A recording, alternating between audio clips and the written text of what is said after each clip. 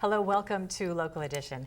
I'm Leslie Leyton. The state legislature here in California has approved a transportation plan that would raise some $52 billion a year by increasing your car tax and gas taxes in hopes of repairing and maintaining highways, roads, and bridges. Our next guest is sponsoring a constitutional amendment that would make sure that that money actually goes to those places that they are intended. And with us now is Senator Josh Newman to talk about that. Good to be here. Hello, Leslie. Thank you for coming. So you sponsored this constitutional amendment saying that this money is going to come in, and this time we really mean it, that we're not going to take it for any general fund purpose, any other general fund purpose. What makes you think it would work this time? So the constitutional amendment, which is now called ACA 5, which will become a ballot proposition in June of 2018, what it does is it specifies that any new funds raised for transportation will be allocated exclusively for those projects. So they cannot be diverted, they can't be shifted to the general fund or to other projects. And it wasn't really for all the money, it was for the new monies that weren't covered under existing language in Article 19 of the Constitution. So the total actually is $52 billion over 10 years. And so it's $5.2 billion each year per year, which is obviously a lot of money. And it seemed to me reasonable that if we're going to ask voters to carry that additional load, we should give them every assurance that we're going to spend the money as we say we will. Well, why is this needed? Why wouldn't the voters just think that you were going to spend it that way? Well, I'm new to the legislature, but I am told that there's a certain skepticism about politics and government, particularly about politics.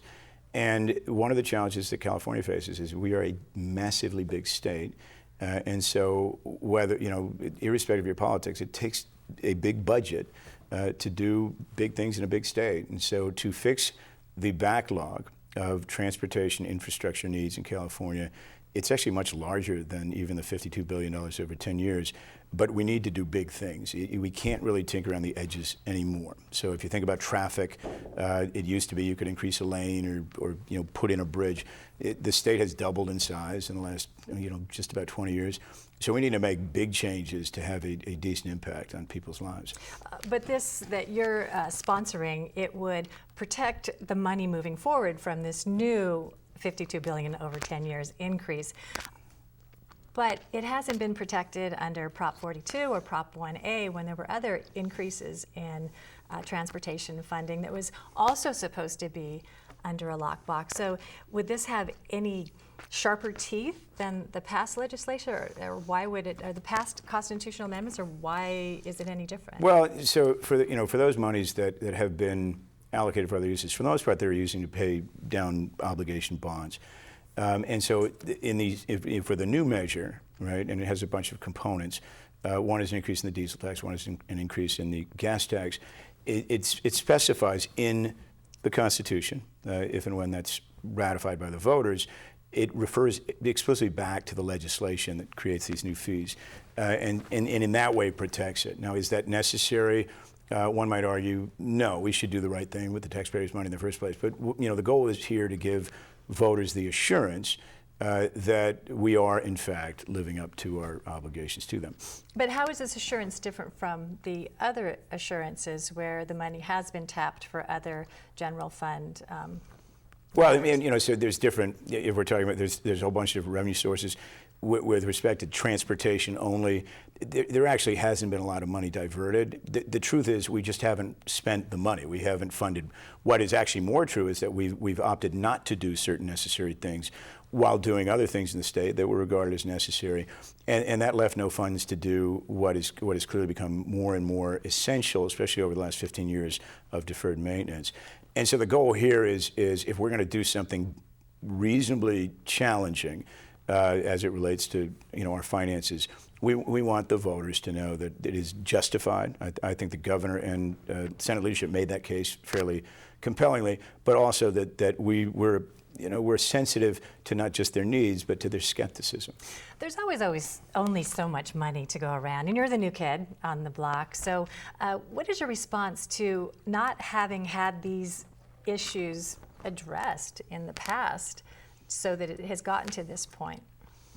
Well, so I am relatively new. So if you look back on the last 15 years, right? So we had a recall at the beginning of that cycle, created a certain amount of political volatility. If you remember, one of the big issues in the recall was both energy on one side, but an increase in the vehicle licensing fee, which became very controversial. So that, that left, I think, elected officials very apprehensive about doing these things. We had a fiscal crisis in 2008 for, and by, all accounts, and it was nobody's fault, that left us challenged as a state to do everything. And where we prioritized, I think, it was mostly to the good. We prioritized in terms of people, lessening the blow of that recession. But what we didn't do is invest in our infrastructure.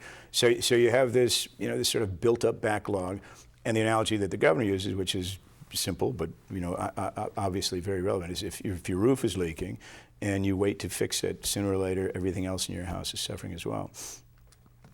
Yes, but he's had a roof that's been leaking for a while. So what does this mean to people? It's going to hit everybody's pocketbook, everybody who drives, even people who are trying to do the right thing and drive a Prius. There's going to be a $100 fee annually for them. Now that $100 fee for the Prius won't hit until 2020.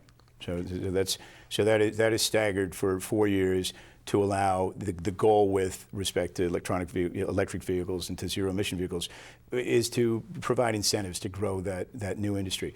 For other folks, the net impact is probably between $7 and $10 per month, which is over a year. It's real money, but we believe, or this I will say the legislature believes, that is money well spent, particularly if we can show to the voters the progress in a short time for the things that everybody agrees needs doing. I mean, you can't drive in California without acknowledging that our roads need work and our bridges need work and other kinds of infrastructure are suffering. Now, of course, I haven't read the details of this, but is the language loose enough so that some of this money could go for the bullet train?